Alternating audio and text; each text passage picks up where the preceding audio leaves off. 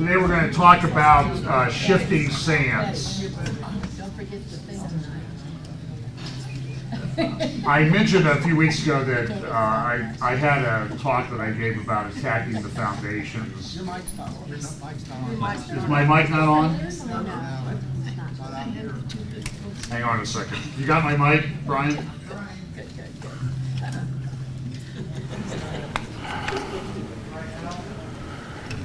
Testing. Oh, there we go.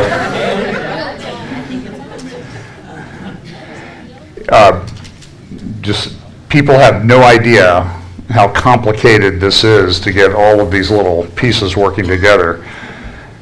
And we used to blame it on the fact that we had to set up and tear down each week, and maybe we're just,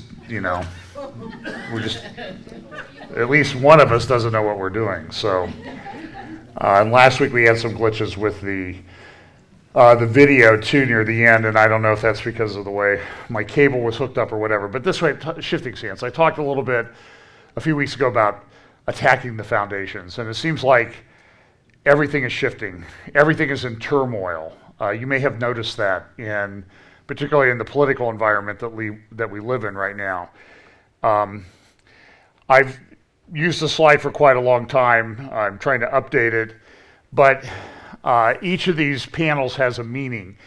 And part of these are all events that are related to the end times. And as they converge, I liken it to a vortex, almost like as things get closer and closer together, it causes tremendous turbulence, like the vortex of a tornado. And I think that's just the time that we're going to live in. It's nothing to lose your mind over or get that upset about, but it's just the way that it appears that it's going to be from now until we get to the end. And things are speeding up. Things are happening quicker. For example, down here you see in the lower left-hand corner, 2045. That was a title from Time magazine, I'm guessing 5-6 years ago now. And 2045 was the title of the article. This is a secular magazine, said 2045, the year man becomes immortal. Now, that's a secular magazine that's talking about that. This week, people were sending me articles about artificial intelligence will be worshipped by some as a god. Now, how far they're going to be able to get with this artificial intelligence before the Lord intervenes is anybody's guess. But there's a lot of things that are going on in artificial intelligence that are very concerning. I've mentioned many times, sometimes I'll do a search for, renting a car when I'm traveling or something like that. And immediately I get Facebook ads for cars. Or if I stop at Best Buy and I go to the headphone counter, I'll start getting ads from Amazon and everybody else about headphones.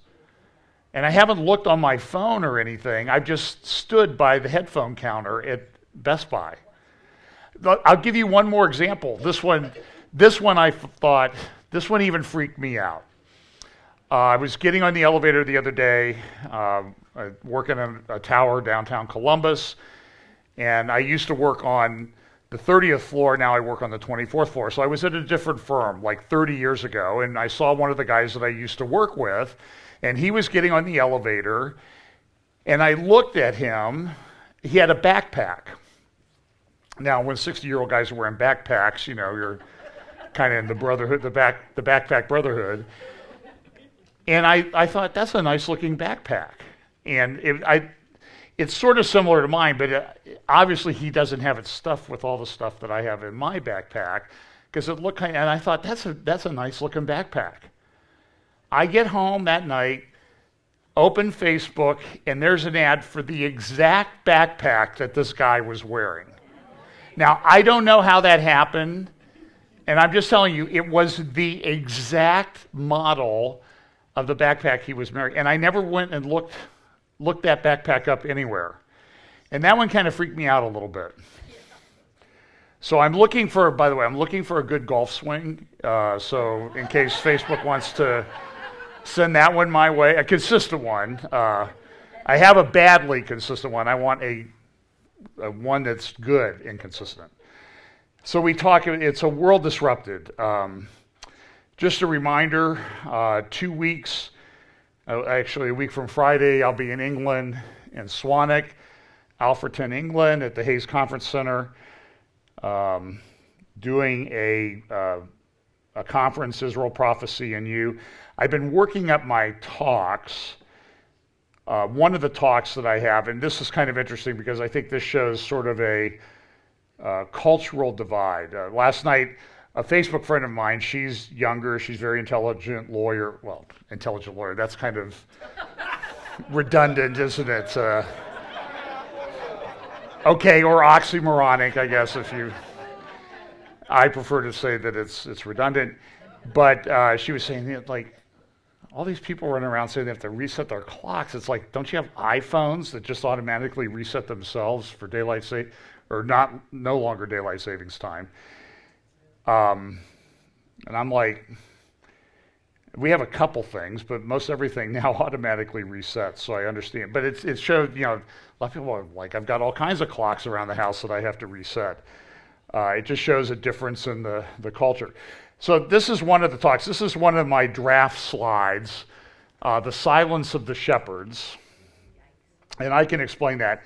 Now, I had this one, and this was my other choice. This is the one that my wife voted for, so that's probably the one that I'm going for. But I showed it to someone, and they said, why does the shepherd dress like Batman? So maybe if you look up closer, that's a wolf there. So that's one of the talks. And the silence of the shepherds would be things they don't talk about, and things that maybe it's good for them to just be quiet and stop talking about because they don't know what they're talking about. So I think that's going to be one of my talks in England. 2 Timothy chapter 3 says this know also that in the last days perilous times shall come. 2 Timothy chapter 4. And 2 Timothy is interesting because I talked about this once in a series that I did called Famous Last Words, the last words that people the things they talked about in the Bible: Moses, Joshua, Jesus, and Paul. And this is the example I used from Paul.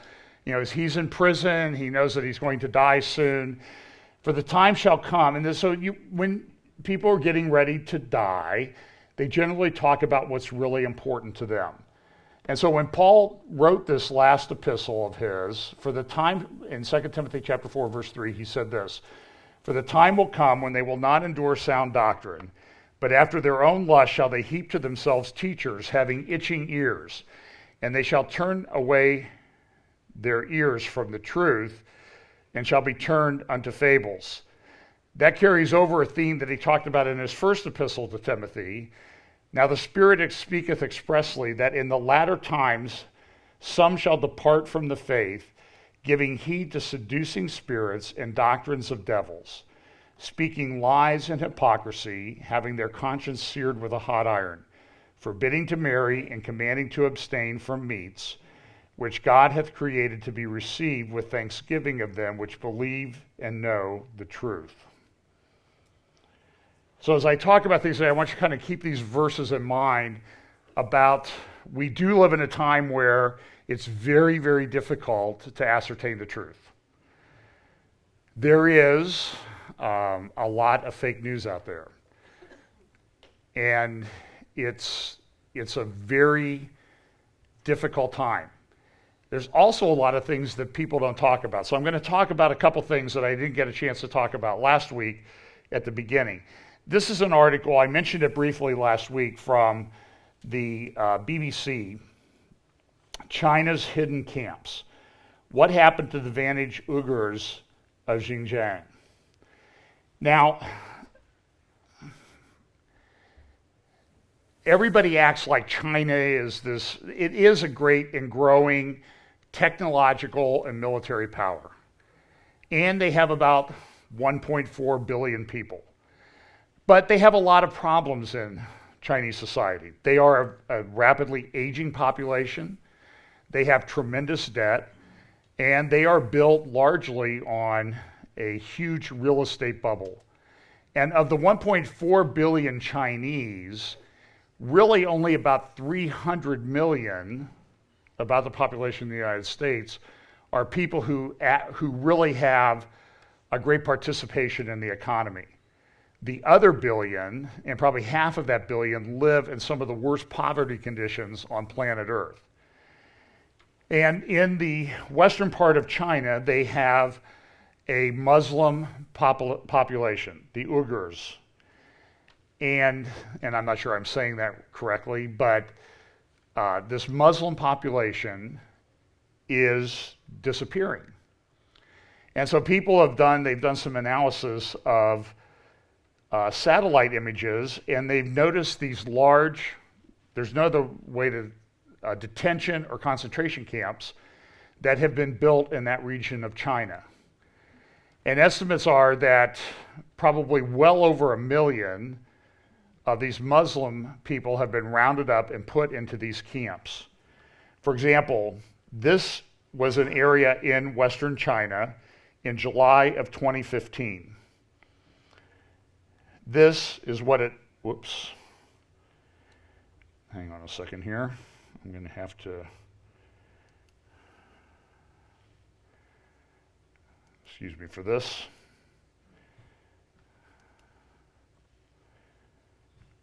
Okay. Here we go. So this is what it looked like in July of 2015. This is what it looked like 3 years later.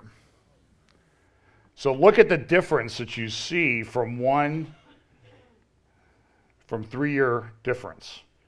So this is located in the western part of China, Xinjiang province, and these Muslim populations are just disappearing. And this is done routinely in China. I've played you video clips of people in China because their social credit score, they've criticized the government, they've tried to expose corruption in the Communist Party that runs everything.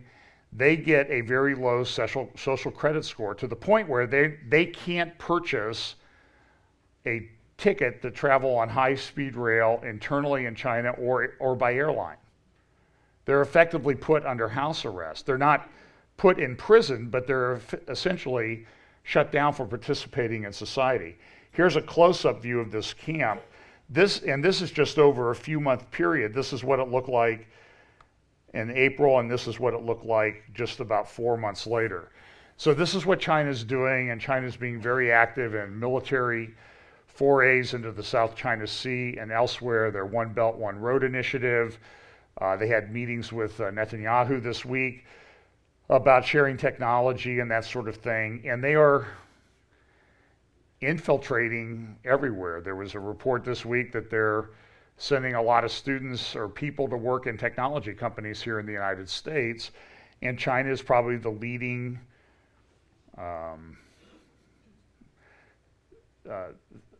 thief of intellectual property in the world, and they're using it for their own benefit. The other thing that I talked about last week was this story. I heard an interview on Secure Freedom Radio, you can look it up on their podcast, about Russia's Pearl Harbor 2.0, asymmetrical war plans, Gulf Tanner, Club K, and EMP. And this is something that a lot of military analysts in the United States are being very concerned about, is the development of missiles that can be placed in forward positions, like throughout the United States, that will be able to launch missiles. And some of those missiles may be able to do an EMP, electromagnetic pulse attack, that essentially shut down the power grid. And they're doing this by putting these into containers. This is a video that somebody made up of what these containers left. And if you've ever been to the port of Los Angeles and Long Beach, you'll see millions, it looks like millions of these. But what they're doing is they're essentially taking Russian missile technology and putting it inside these containers. And you see them all the time now driving down the road. And so these are missile systems, drone helicopters, and that type of thing. And then these things are shipped to the United States or wherever. They're then put on trucks, and then they're transported to various places. And they'll have command and control modules in them. And these are very common now, these shipping containers. You see them all the time, and people are even building houses out of them. And so it's very easy for them to ship these, in some respects, undetected. And these missiles, they have cruise missiles, they have missiles that can launch an EMP attack, they can be shipped by rail, they can be shipped by truck, they could even be put on barges and moved, or container ships. And if you, like I said, if you've seen the port of Los Angeles, there's thousands and thousands of these things sitting around. And how do you detect that this is the one that has a missile system in it? And so this is a very well done video to show how these things are shipped around the United States. Kind of frightening in a way. There's loading it on a rail car, loading it on a ship or a barge, and then it can be put just about anywhere. So, and these things are ubiquitous now. They're everywhere you look, these shipping containers. And everything comes in the United States by container. And it's amazing, having involved an intellectual property case involving people hiding things in a shipping container. People get away with it. So that's something to be concerned about. And it shows how these things are placed in various positions, and then they can be operated and set up almost immediately. It's a fairly frightening thing. And so people are very concerned that this is being done. The two of the large ports of the United States, Wilmington, Delaware, and Port Canaveral in Florida. Contracts have been given to Gulf-Tainer to operate those ports. The principal person operating those companies is the brother of the man who was Saddam Hussein's nuclear weapons director. And the one in Wilmington was just approved. The Port Canaveral one was approved under the Obama administration. The other one got a contract just recently. So something to be concerned about and something to pay attention to, because this all plays into this passage in Matthew about wars and rumors of wars. And so we need to be looking for these things. Now, I want to give the mainstream media some credit that every now and then they swerve into the truth. And this is yesterday or Friday's front page of the Washington Post. Now, I get criticized, well, you just read mainstream news, and so therefore you're just a purveyor of fake news and that type of thing. But listen, these newspapers do have to give you a little bit of truth. And there's a way to read these newspapers. There's a way to read foreign intelligence reports. I see people on YouTube, they get up and they just read straight out of Pravda or TASS or Sputnik or Russia Today, and they just say that this is the truth. But you need to understand, those are largely Russian government-controlled and propaganda websites. But they do give you snippets of the truth.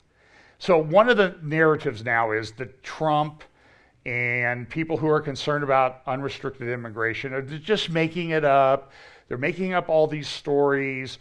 It's really not that bad. These are just people trying to flee bad conditions. And I agree largely with that these people live in very bad conditions.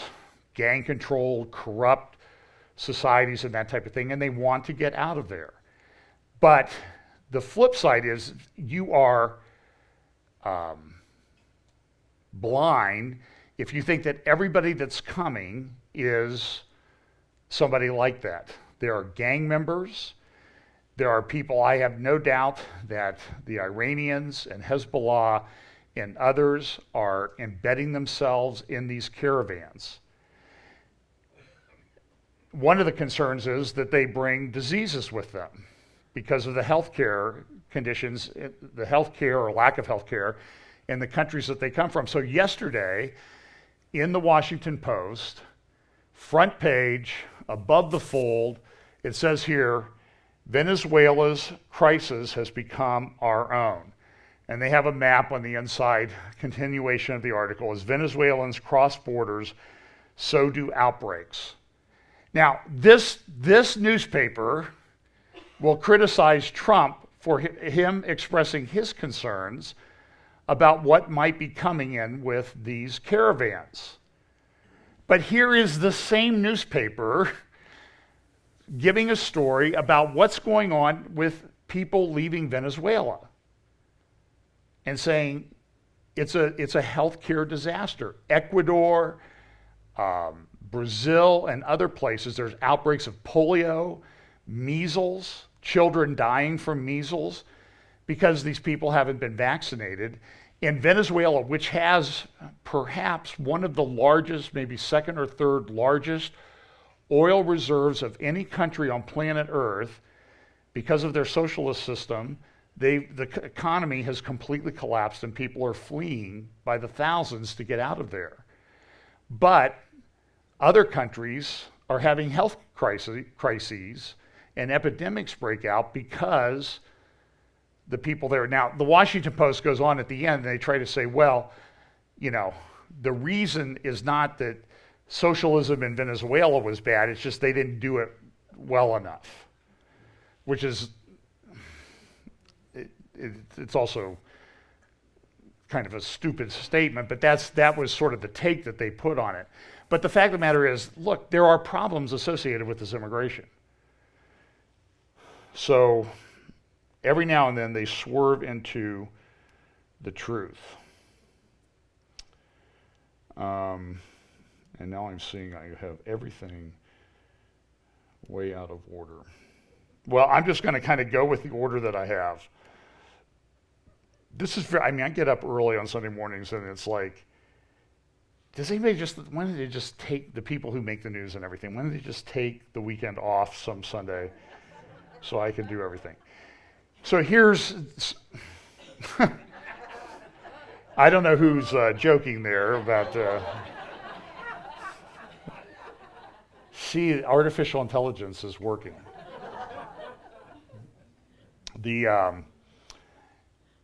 So here, this is what's happening. So we haven't heard much news from Israel recently about Israeli airstrikes into Syrian space.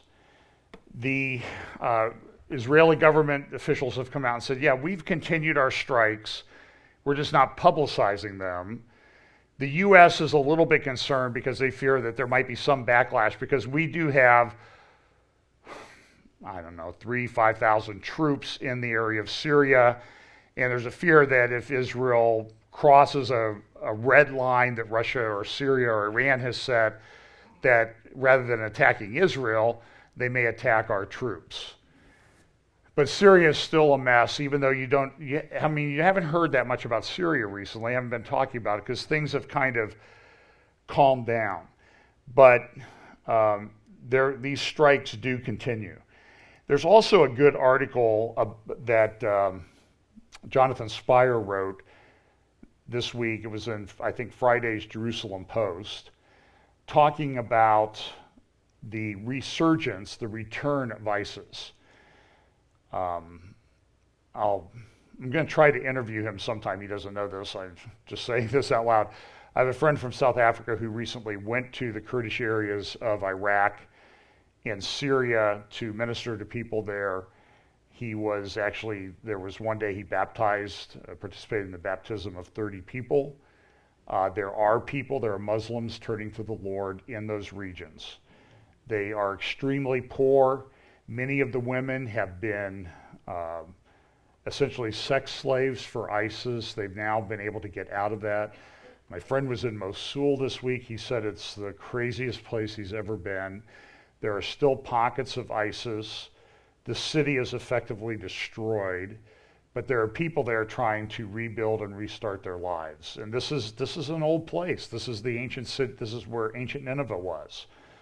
And it's a very large city in Iraq, But the other problem is that there are still estimated to be about 30,000 ISIS fighters. So Jonathan Spire wrote a great article about the resurgence of ISIS, building upon an early October report on the blog of the Institute for the Study of War at understandingwar.org. This is a problem. These ISIS fighters have not gone away. They continue to reconstitute themselves. They continue to be a problem. Now, I'm going to shut off my slideshow for just a second, and I'm going to reorder a couple of my slides.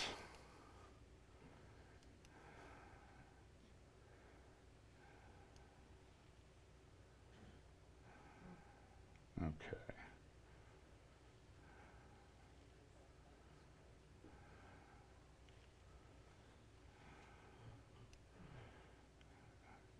And then I'm going to, there it is.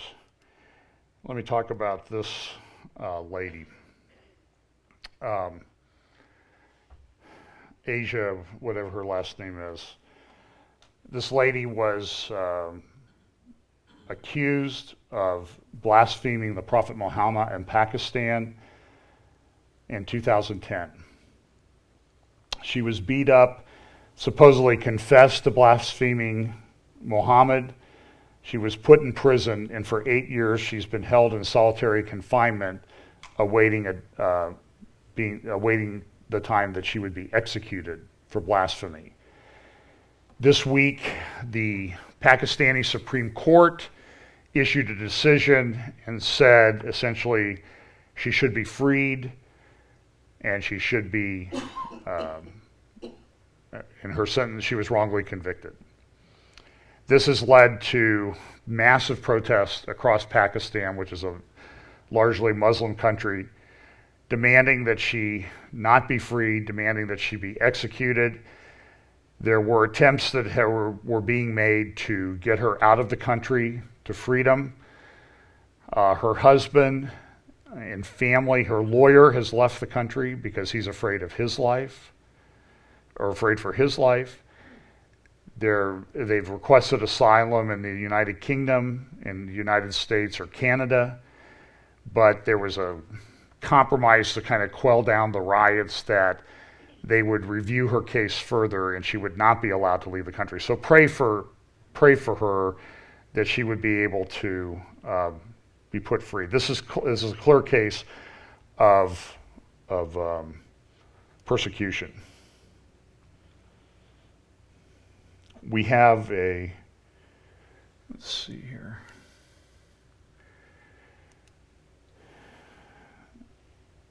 This is also a report from Human Rights Watch, and every now and then they swerve into the truth. And they issued a very long report talking about the fact that within the Palestinian-controlled areas of what they call the West Bank and Gaza, that the title of the report is "Two Authorities, One Way, Zero Dissent." That people who dissent from the party line are heavily persecuted within within the Palestinian Authority areas, and we all know that this is true. And so, this is unusual that this would come out.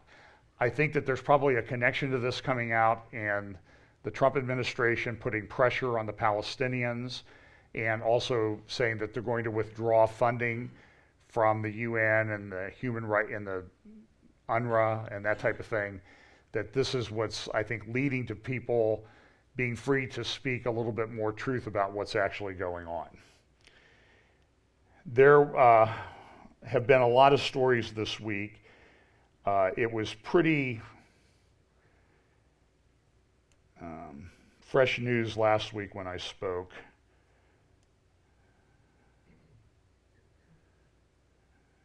Okay. There was pretty fresh news when I spoke last week about the synagogue shooting in the Squirrel Hill area of Pittsburgh. That has led to a lot of recriminations this week about the fact that this is the fault of Donald Trump and what he has said. This is the fault of anyone who opposes people on the left.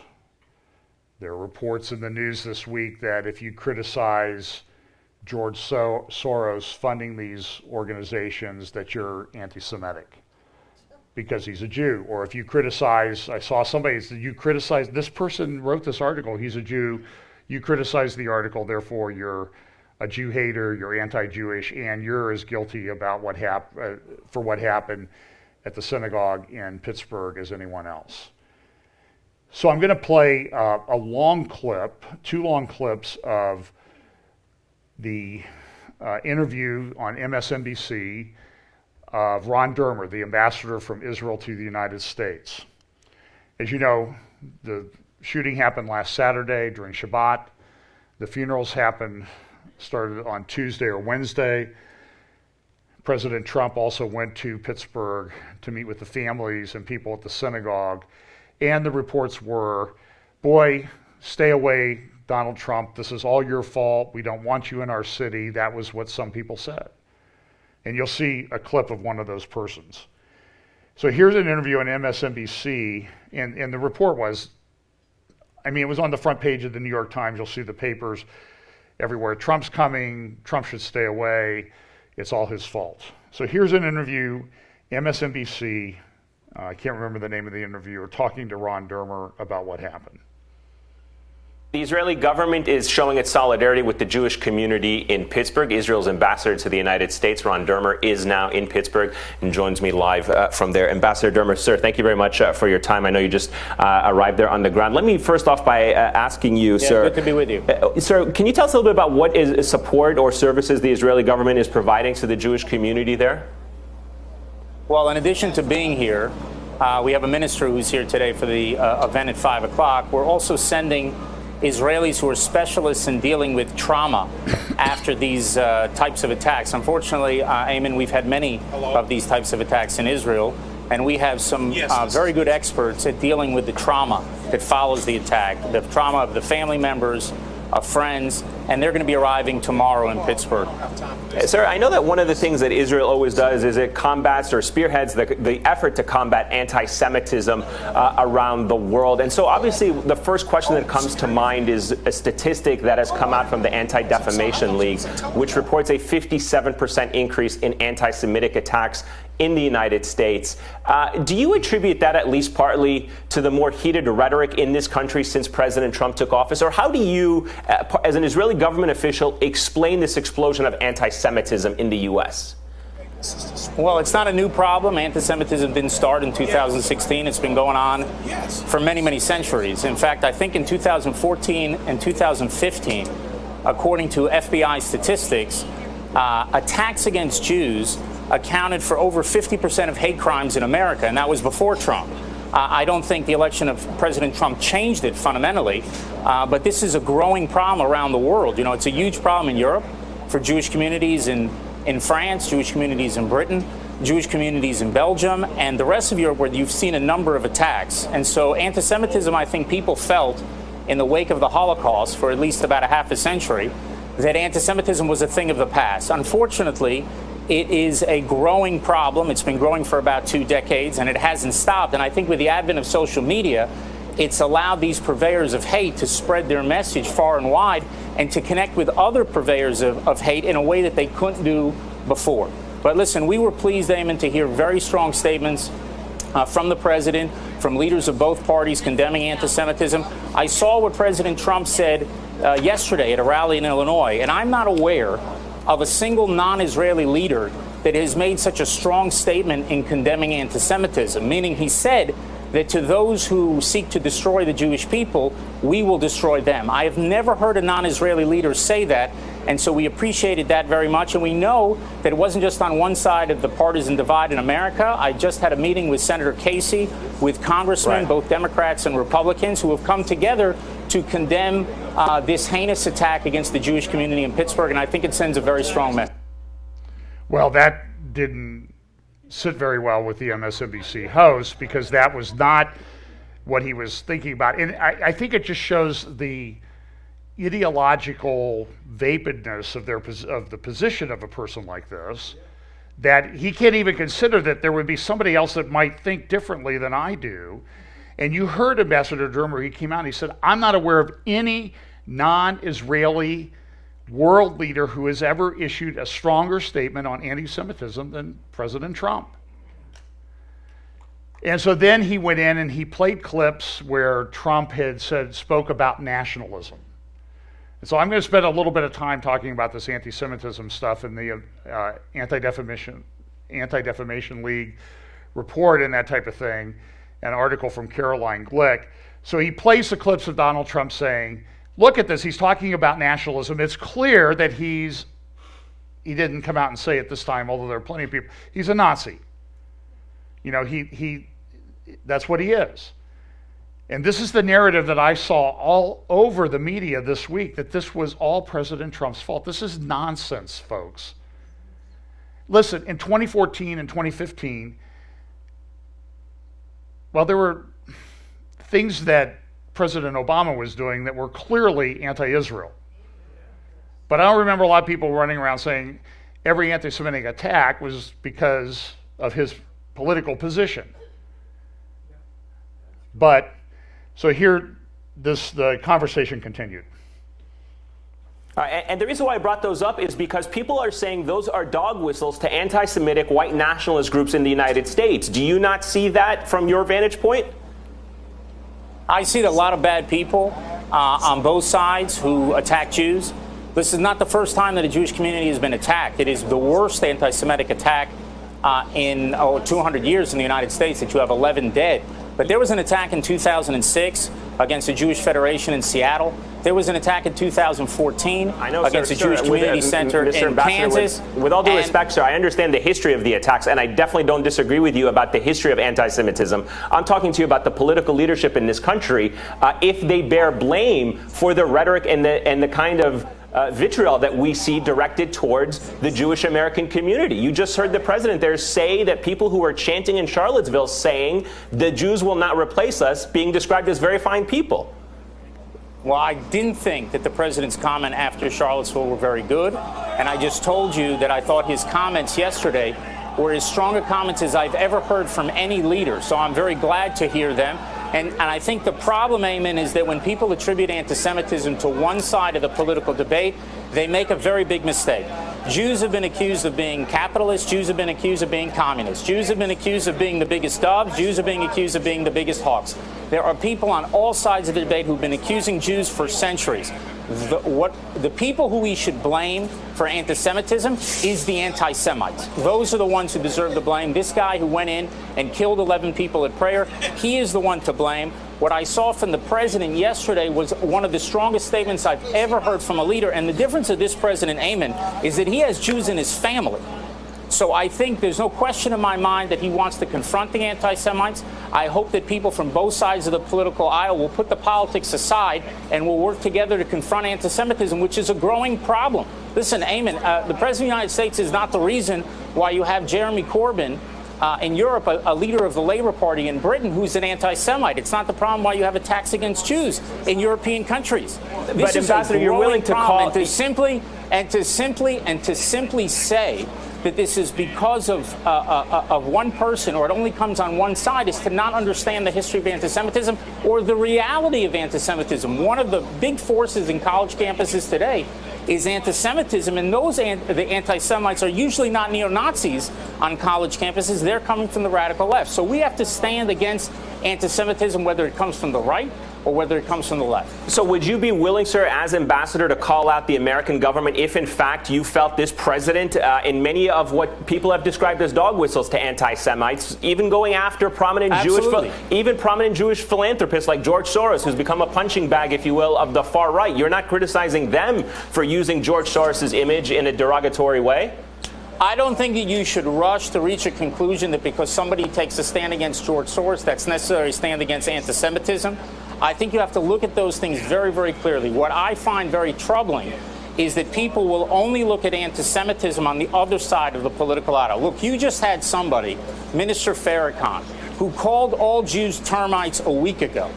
That is outrageous. And I would like to hear people on both sides of the aisle, whether you agree with some of Farrakhan's policies or you don't, whether you think he's a positive force in some areas or you don't, say this is totally wrong and totally unacceptable. So I would certainly call out any anti-Semitism wherever it comes from. So bravo, Ambassador Dermer, for bringing the issue to the forefront. So you'll see the headline there in the Washington Post, Trump's quiet visit meets hostility in Pittsburgh. But I saw a video of him walking through the hospital, and the people in the hospital, the workers in the hospital were, oh, thank you, President Trump, for coming. Thank you so much. And he was actually partway down the hall, and he came back and talked to them for a while.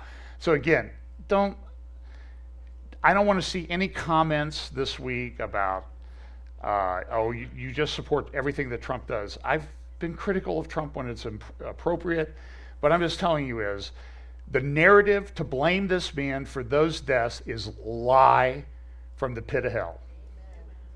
And it needs to be called that. And you saw that. I mean, did you see the guy? He starts blinking, like, where's the producer? Why they aren't cutting his mic off?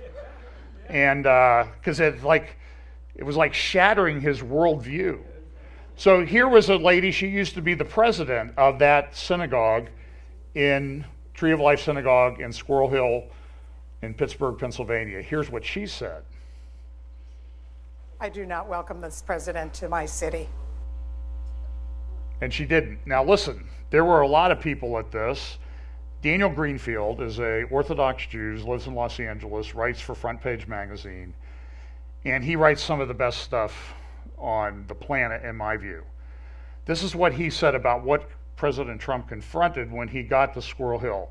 As President Trump arrived in Squirrel Hill to pay his respects to the 11 Jews brutally murdered in the Tree of Life Synagogue, if not now, all caps, a leftist anti-Israel hate group notorious for targeting Jewish charities unleashed an ugly hate fest that defiled the solemnity of the day. Caliphas, I saw these at the Christ at the Checkpoint conference, those Palestinian neck scarves and headgear. Symbol of Muslim anti-Semitic violence, SEIU shirts and multicolored wigs were visible in the mob. The rainbow wigs. A handful of protesters misused shofars, a religious ritual then item sounded on the holiest Jewish days of the year, and not meant to be desecrated in street protest. Despite attempts to appropriate Jewishness, there was nothing Jewish about the ugly hatred and exploitation of murdered Jews. Even though 3 police officers had risked their lives and were wounded trying to stop the gunman, the If Not Now flyer for the event condemned the police state and touted the black supremacist hate group Black Lives Matter alongside Free Palestine. This is where anti-Semitism resides at great part. Look, there are neo-Nazis out there. I don't think there are that many of them. Even Jewish people I know are not that worried about, but the hate against Israel and Jews on the left and on college campuses is off the charts. Students for Justice in Palestine, the Muslim Student Society and everything. These are radical left, hate Israel, hate Jews groups. It touted the black supremacist hate group Black Lives Matter alongside Free Palestine. And If Not Now speaker bizarrely bleated, more cops in Shoals will not make us safer. More cops in schools will not make us safer.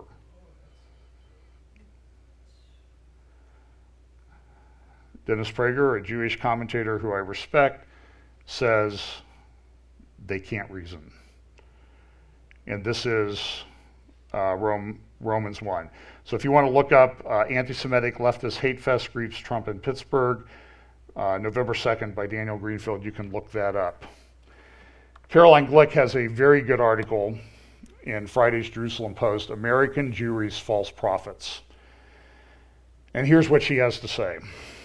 Just hours after the largest massacre of Jews in America and U.S. history, the Atlantic Monthly posted a piece by Franklin Foer in his, quote, title of his article, Prayer for Squirrel Hill and for American Jewry. Foer wrote, any strategy for enhancing the security of American Jewry should involve shunning President Trump's Jewish enablers. Their money should be refused. Their presence in synagogues not welcome. They have placed our community in danger. Now, you heard this left-wing guy on MSNBC saying, look, they criticized the great philanthropist George Soros, and that's anti-Semitic. But here is a guy writing in The Atlantic that says, hey, it's Jewish money that's helping out President Trump. This is exactly the same anti-Jew hatred line that I heard with my own ears sitting in a room this size at Christ at the Checkpoint 2 weeks ago. It is a lie from the pit of hell. It is anti-Semitic, it is anti-Jewish, and it is an indication of Bible prophecy being fulfilled. Unfortunately, Bible prophecy tells us that it's probably going to increase. But it needs to be called out, it needs to be fought, it needs to be resisted. I sat there, I wish I had the slide.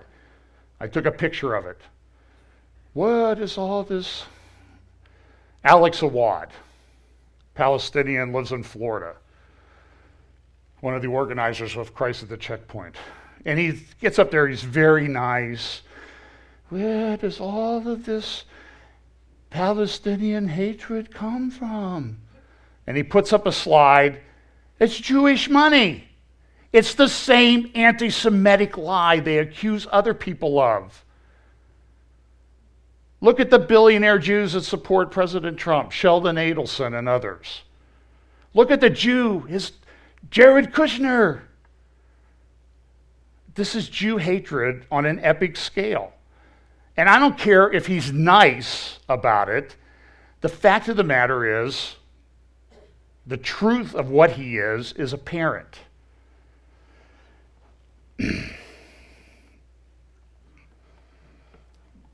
And don't tell me I don't self-censor, because I sat there quietly and listened to this nonsense. And I wanted to scream. Caroline continues, that is, in the shadow of the blood-drenched synagogue, Ford declared war on his fellow Jews. Between 25% and 30% of American Jews voted for Trump. 25% of American Jews intend to vote Republican in next week's election. Ford wants them to all be ostracized because he says they are dangerous. Taken to its logical conclusion, Ford's statement was also a declaration of war against the Jews of Israel. For as much as Ford and his totalitarian comrades hate Trump, Israeli Jews support him. More than 75% of all Israeli Jews consider Trump a great friend. Ford's comrade, Julie Ioffe, I've showed you a tweet of hers last week from GQ magazine, made clear the animosity of these leftist anti-Trump American Jewish media figures harbor towards Israel. In a post on Twitter that was at least as incendiary as Ford's essay, Ioffe wrote, and a word to my fellow American Jews, this president makes this massacre possible here where you live. I hope the embassy move over there where you don't live was worth it. In other words, Trump's support for Israel enables him to persecute American Jews.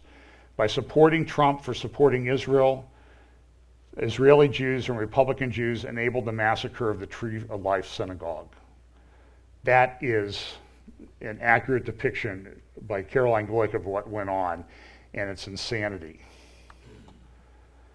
And here it is. This is the thing that he wrote, Franklin Foer in The Atlantic, a prayer for Squirrel Hill. The Pittsburgh synagogue killings show that dormant hatreds have reawakened. Why? All because of this one president. In last Monday's Washington Post, Dana Milbank wrote an article called Giving Sanction to Bigotry about the Squirrel Hill massacre and its cause, which he said was Donald Trump. Here's what Caroline says. Are they right? Do Israeli Jews and politically conservative American Jews facilitate anti-Semitism in America by supporting Trump? Is Trump an anti-Semite who covers his malign intentions toward American Jewry by supporting Israel? Although these questions are absurd on their face, now that the Washington Post, Dana Milbank, boy, I'm having a terrible time today, feels comfortable claiming that Jews are not safe in Donald Trump's America. It is important to consider them. This is what Milbank said, and I quote, "Now, President Trump has violated President Washington's compact about not having bigotry in America. He has given sanction to bigotry and assistance to persecution. After the shooting in Pittsburgh, which the Anti-Defamation League believes is the deadliest anti-Semitic attack in U.S. history, there is no longer safety under the vine and fig tree of America. I have been dreading and expecting this day and more like it for 2 years. This was more than predictable, it was predicted." Caroline continues, "After Trump's presidential campaign," this is Milbank still talking. "After Trump's presidential campaign began with genteel anti-Semitism, progressed to dog whistles, and ended with a full-throated targeting of Jewish globalists, I wrote on Election Day that the results would be coming on the 78th anniversary of Kristallnacht, the infamous night of Nazi violence and vandalism against German Jews. I pray that on this solemn anniversary, Americans tell Donald Trump and the world that we are never going back there." That's Milbank in the Washington Post.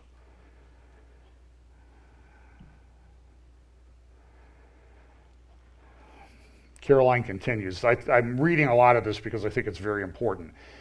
"Israel has an interest," she says, "in working in alliance with the United States to counter common threats. Trump shares this interest and has acted to advance it on multiple fronts. Trump's decision to abandon his predecessors, that would be you-know-who, policy of appeasing Iran in favor of a policy of working with Israel and the Sunni Arab states to counter Iran's regional aggression and power and block the regime's efforts to acquire nuclear weapons represents a fundamental shift in U.S. foreign policy. It was welcomed by Israel as well as by the Sunni Arab states of the Middle East. Is this a good or bad thing for American Jewry? Obama's nuclear deal gave Iran a guaranteed path to nuclear armament within a decade. Since the Iranian regime has repeatedly pledged to annihilate Israel, the deal posed an existential threat to Israel.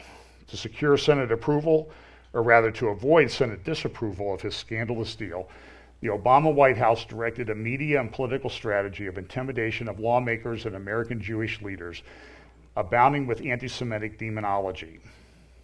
How quickly we forget. Democratic senators that opposed the deal were under the influence of nefarious foreign money. The same president who sent his foreign money into Israel to defeat Prime Minister Netanyahu when he was reelected. Prime Minister Netanyahu was transformed in Obama's media echo chamber into the enemy of America. AIPAC lobbyists who campaigned against the deal were branded as agents of a foreign power, that is, traitors seeking to undermine U.S. interests for the benefit of a hostile foreign power, that is, Israel. The Obama administration's aggression against Jewish Americans exercising their lawful right to petition their government was unprecedented. The fight it waged against the American Jewish community left the country weakened and vulnerable to attack from the left as never before. That second-class status was long emblemized in the U.S. abject refusal to locate the U.S. Embassy in Israel to Israel's capital city, Jerusalem.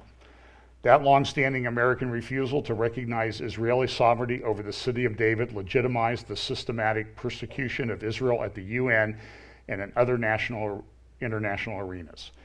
Since Jerusalem has been the center of Jewish life and faith for 3,000 years, it is concrete proof that Israel is not a colonial implant and that Jews are the native people of the land. By refusing to recognize Israel's sovereignty in Jerusalem, the U.S. joined the rest of the world in calling into question its very right to exist and lend credence to the anti-Semitic claim that Jews are foreigners in the historic homeland. And this is the same thing that I heard at Christ at the Checkpoint. They're a colonial invading power. Even though, by the way, Jerusalem, I think the census taken earlier in the 20th century showed that there were 5 times as many Jews in Jerusalem as Arabs. Trump's decision to move the U.S. Embassy to Jerusalem and a subsequent decision to subordinate the American consulate in Jerusalem to the U.S. Embassy was a total renunciation of this long-standing bigotry against the Jewish people. So, Trump moved the embassy, and he's the anti-Jewish one. This is, it's fake.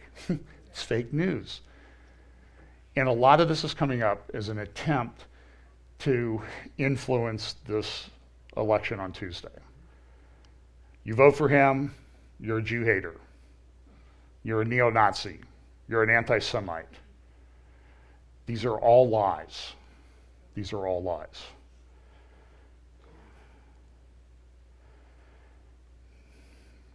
Trump's Jewish antagonists in the U.S. media and their partner, ADL, the Anti-Defamation League, executive director and former Obama White House official Jonathan Greenblatt, insist that under Trump, anti-Semitic incidents in the U.S. have risen 57%. But as David Bernstein demonstrated this week at Tablet magazine, the ADL claim that everyone is citing tells the exact opposite story. The claim that anti-Semitic incidents have risen under Trump is not supported by the Anti-Defamation League data. What the data do show is that violent anti-Semitic attacks in the U.S. have decreased significantly since Trump took office, while they increased significantly during Obama's presidency. And as the blogger Elder of Zion noted this week, the data showed no causative relationship between either administration and the level of anti-Semitism. What is clear is that Trump has spoken far more seriously about anti-Semitism and the need to combat it than Obama ever has. Obama had this tweet this week: "We grieve for the Americans murdered in Pittsburgh." All of us, could he not have used the word Jewish Americans?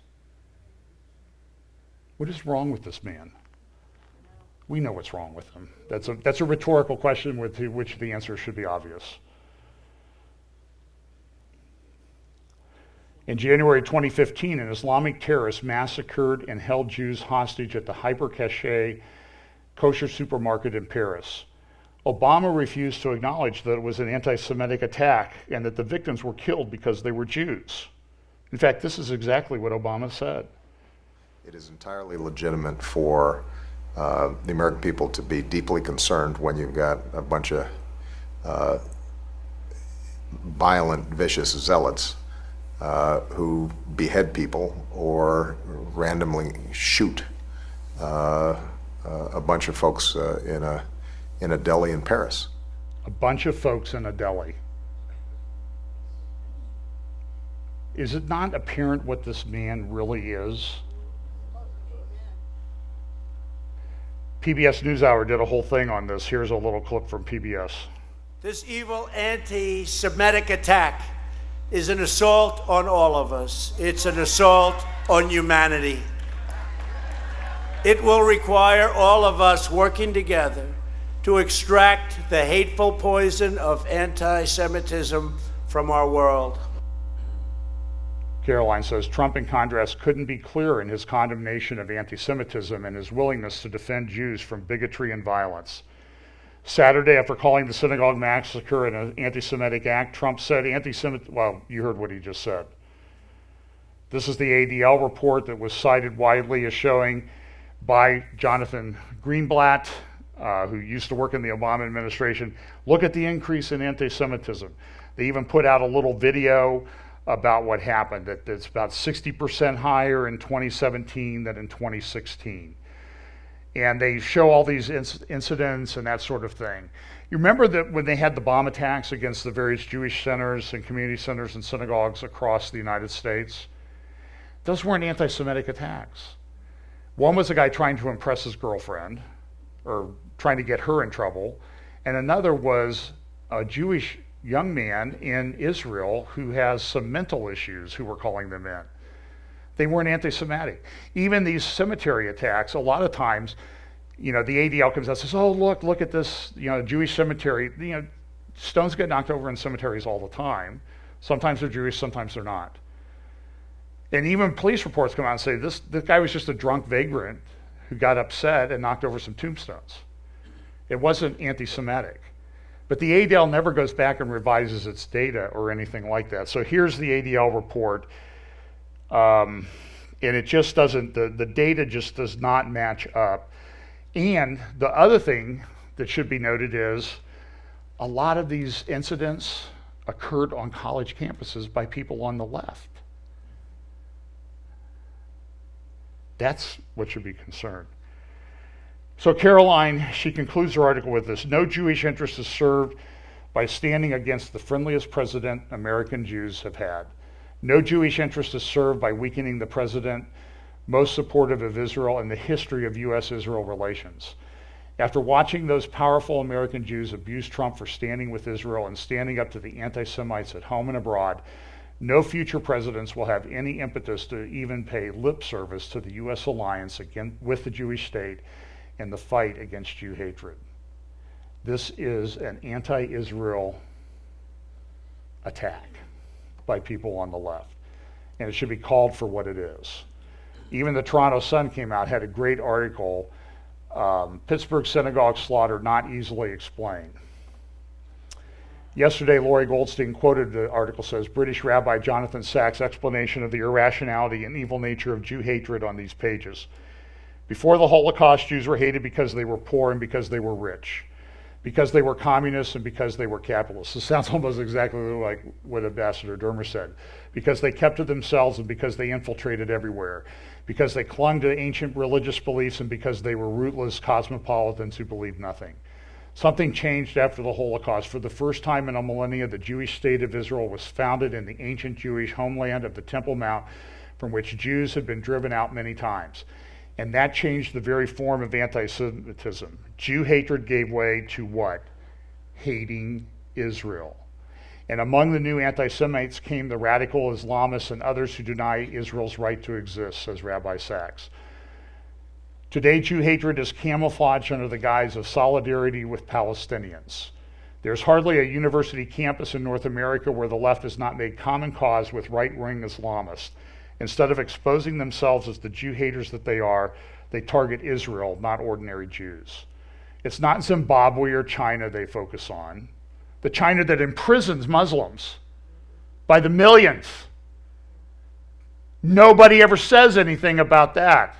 But Israel, it's not Zimbabwe or China they focus on, and certainly not Saudi Arabia or Iran. No, the Jew hatred is manifested in the targeting of Israel. A Palestinian state is not what they seek. It is the end of Israel as a Jewish state they desire. Bravo to the Toronto Sun for actually publishing this. The editorial continues.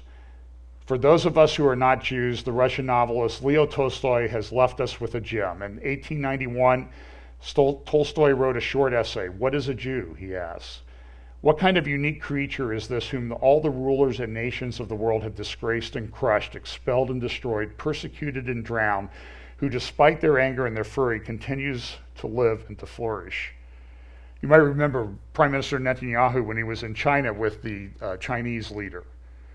Said, our civilizations are about the same age.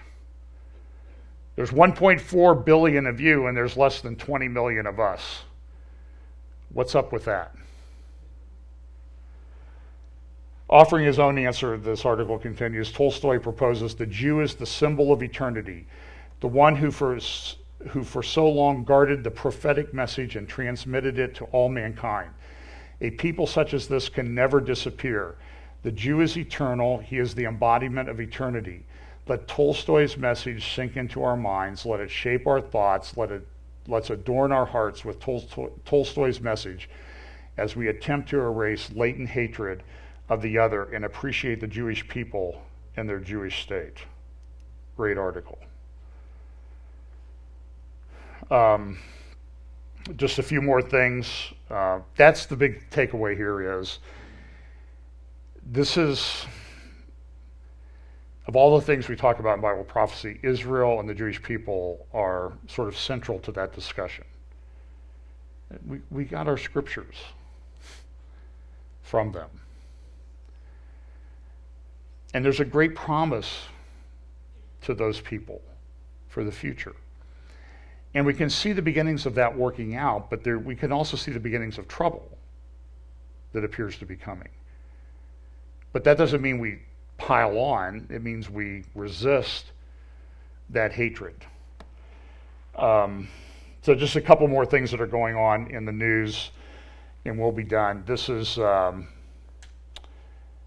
meeting that took place with Mohammed bin Salman, I think it was Friday. in Riyadh between the Saudi Crown Prince and people on Trump's evangelical advisory team. Joel Rosenberg and about 12 or 13 others met with the prince. And I'm not sure what the purpose of the meeting was. Everybody's attacking, most people are attacking Mohammed bin Salman now. He's very clever. I think Mohammed bin Salman is. It's not somebody I trust entirely. I think it's something that bears watching. I'm just not sure what the purpose of the meeting was, or what it hopes to accomplish. Hopefully they shared the gospel with him, and that would be great. This is a recent issue of Foreign Affairs World War Web. Included in that is an article about the new Arab order. It talks about the fact that the Arab world is in tremendous turmoil. There's alliances forming here and there. And I acknowledge, look, Foreign Affairs is put out by the Council on Foreign Relations. It has a globalist orientation, New World Order, whatever you want to call it. But these are people who shape a lot of foreign policy in governments around the world, including the United States. So that's why I look at this. This is why I bring you some of this. But even they're looking at this, what's going on in the Middle East, and they're like, I don't understand what's going on. These alliances are they're struggling with it. Let me make a suggestion to you. This is an article that was just published the other day, this week. Is major realignment taking place in the Middle East?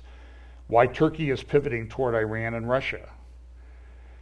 And they just say, alignments in the Middle East have long been shifting tectonic plates. For decades, regional powers, particularly Iran, Iraq, Israel, Saudi Arabia, and Turkey, have competed to maximize power against the backdrop of interventions by Russia, the United Kingdom, and later the United States. Until recently, the United States and its regional allies, Israel, the majority of the Arab Gulf states, and Turkey, were aligned against Iran. In the aftermath of 2015 Iran nuclear agreement, it seemed certain that these regional powers, backed by Washington, would succeed in isolating the mullahs. But myriad domestic, regional, and international factors have combined to obviate this long-standing status quo. The most significant result of these developments has been Turkey's drift away from the United States and toward Iran and Russia. Now, that's very significant.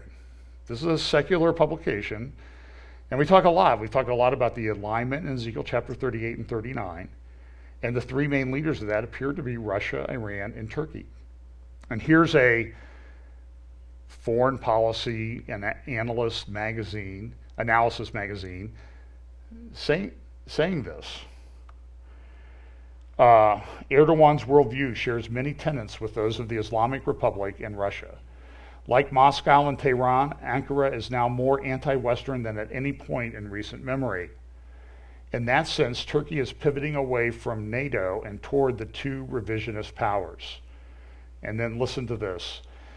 Erdogan's beliefs shape his perception of the regional order. The Turkish president appears to see himself as a modern-day sultan, the rightful heir to Sunni leadership. He has gone so far as to claim, and I played the clip last week where he said this, that his is the only country that can lead the Muslim world. This makes the House of Saud less of an ally and more of a competitor.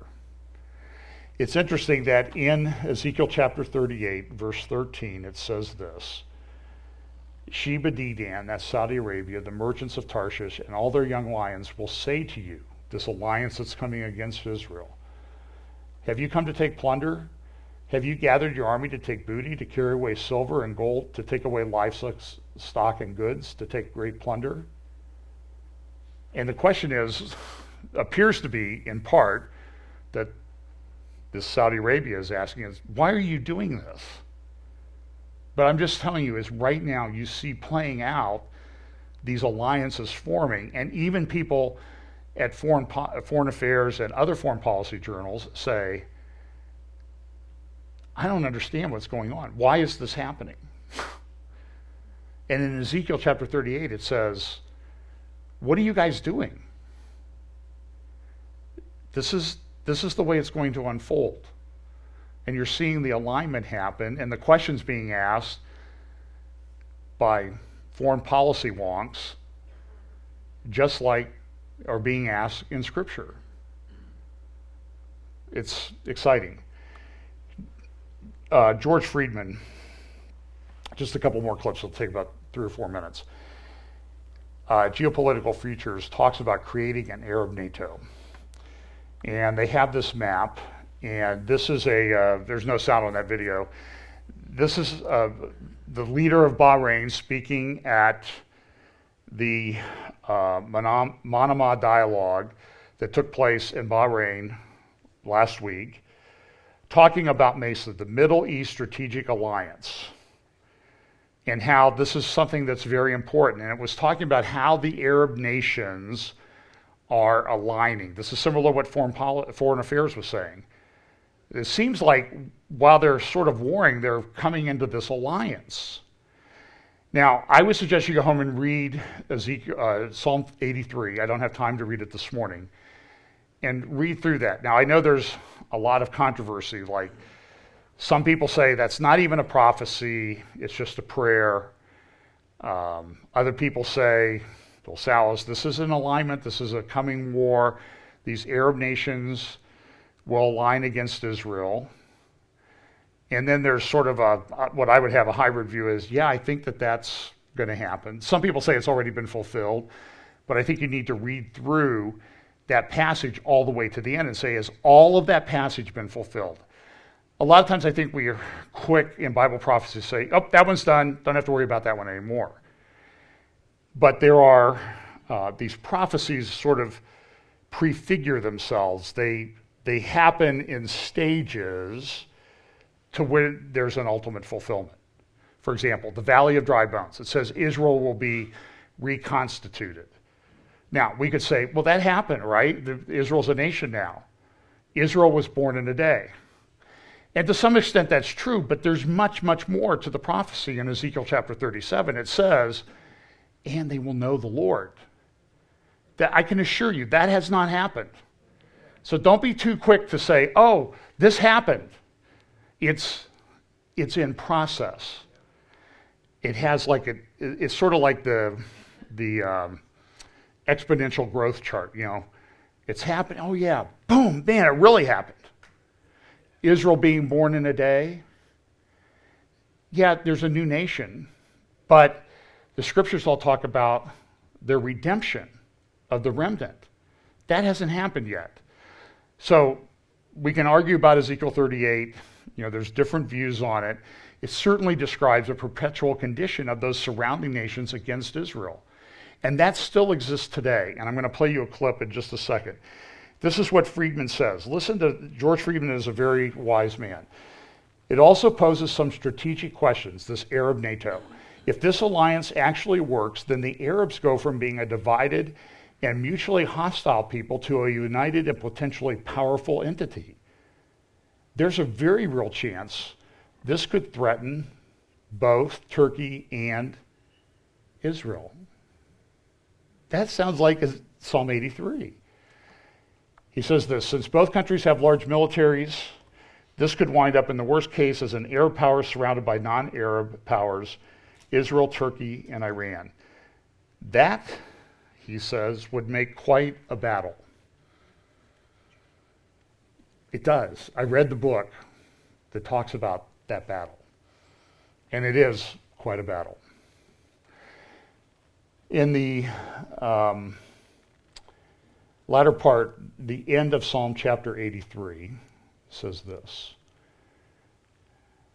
fill their faces with shame.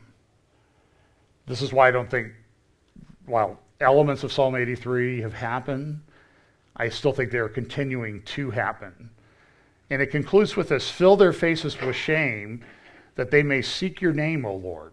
Let them be confounded and dismayed forever. Yes, let them be put to shame and perish, that they may know that you, whose name alone is the Lord, are the Most High over all the earth. And last week, at the Manama dialogue in Bahrain, Safadi, Foreign Minister Safadi of Jordan, spoke. I want you to listen to this 2-minute clip of what he says, particularly what he says at the end. Now, listen, It's always said Jordan's a great friend of Israel, they have a peace agreement, et cetera, et cetera. We don't have to worry about Jordan. I want you to listen very carefully to what he says. The deal of the century, but we'll deal with it when we see it. Ultimately, we don't know yet what is in that deal, but what we say is that, again, our commitment to peace is unwavering. What we've done for peace is something that everybody knows. We will continue to work for a peace that can last, for a peace that can resolve the conflict. As His Majesty said yesterday in his speech to this August Assembly, that we will continue to work for peace that can work on the basis of the two-state solution. No conflict has the potential of creating more tension in the region than this conflict. You're talking about land, you're talking about Jerusalem, you're talking about Christian and Muslim holy sites. All these are matters that are of concern to billions of people. So we will continue to work with the US, with our friends in Japan, elsewhere in the international community in Europe, to make sure that we get to that peace. And we've given decent, honest advice to our American allies on what the making of the peace deal should be, and the whole world knows what that advice is, which is a two-state solution that would allow for a Palestinian state, East Jerusalem as its capital on June 4, 1967, and an Israel that is safe and accepted and secure in accordance with the Arab Peace Initiative. And let me just remind everybody that the Arab Peace Initiative has been on the table since 2002, and contrary to what a lot of people are probably not willing to acknowledge, in that Arab Peace Initiative, all Arab countries have put on the table full acceptance, full normal ties with Israel in return for withdrawal from the occupied Palestinian territories and Arab territories. So it is not a question of what needs to be done, it's a question of, are we going to do what needs to be done? Israel is in the Middle East, but it has yet to become of the Middle East, and for that to happen, the Palestinian-Israeli conflict has to be resolved in the only way we know how. As His Majesty said yesterday, the fallacy of one-state solution is something that we all need to keep our eyes wide open as it is being put on the table. If there is no two-state solution, then one-state solution, then Israel is going to have to determine whether it's going to be apartheid South Africa or a democratic Israel where Palestinians are going to have, within Israel, are going to have to exercise their political rights. So this is the kind of situation that we're looking at. So, okay. Now, one last thing. This is a video somebody made of northern Israel. You see the Sea of Galilee here, and you see this is the Golan Heights. This area is the no man's land of Golan Heights. This is the Israeli-controlled area. This is Kiryat Shimona. Tel Dan and Caesarea Philippi would be here. The Lebanese border goes all the way over here. Israel-Lebanese border. We actually drove along that last year to Nahariya, which is the most northern city in Israel, just south of the Lebanon border. It is a stunning area. You kind of get a lay of the land. It says that in the end, in the north of Israel, people will come against the mountains of Israel. Now, there are mountains in the central region of Israel, but do these look like mountains here? This is the Mediterranean. Beirut would be about here. This is essentially called Mount Lebanon. This is Mount Hermon. Goes up to close to 10,000 feet above sea level. Majel Shams would be located right in this area. It's a Druze town in northern Israel. This is the Golan Heights. You can see how this land is dramatically elevated. This is the high ground. These are the mountains of Israel. There are Soviet, Iranian patrols establishing themselves along this border. In the end, it says that this will happen. You can see here this valley right in here between Mount Lebanon and Mount Hermon is called the Bekaa Valley. It's largely a terrorist haven. Hezbollah is located right here along the border with their missiles. They're getting guidance systems for those missiles. There was a report this week. This is significant. This is important land. This is in Bible prophecy. And then there was this report this week about a Stuxnet type virus hitting the Iranian infrastructure. So there's a lot of stuff going on in the background. Things have kind of quieted down, but there's a lot going on. We know the Israeli attacks continue. Just nobody's really publicizing or talking about them. But all the nations are aligning. How quickly this all finishes up, and that's anybody's guess at this point. What I'm just saying is we look for these alignments, and then we're seeing them. And that should be encouraging to you. Listen, I know there's a lot of anxiety about the election this week. I don't know what's going to happen. I'm not a prophet. I wish I knew. But ultimately, I know this, is regardless of what happens, Jesus is still on the throne. Jesus is still coming back. And what people really need is the gospel. That the only way to salvation is through faith in Jesus Christ and his full, complete, finished, one-time, for all-time work on the cross. That is how everyone will be saved. Hebrews tells us that is the way of salvation forever. Amen. That is the central core tenet. People need the gospel. Let's pray. Father, thank you so much. Pray that you'll help us to take this information and stand for truth and be motivated to share the gospel with people. Bless us this week. In Jesus' name, amen.